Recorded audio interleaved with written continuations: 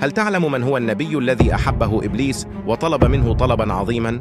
في يوم من الأيام، وبعد أن رأى إبليس العديد من المعجزات التي حدثت للأنبياء، ندم على عصيان الله عز وجل، وأراد أن يتوب ويرجع لربه، فذهب ليبحث عن نبي ليقول له إنه يريد التوبة.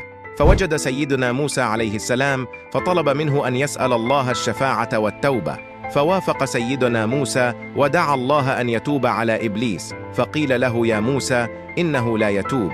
فقال موسى: يا رب إنه يسألك التوبة.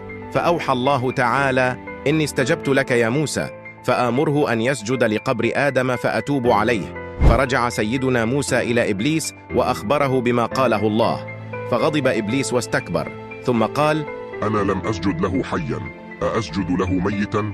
ولكن أراد إبليس أن يرد جميل سيدنا موسى، فحذره من 3 أشياء إذا كنت تعرفها اكتبها في التعليق.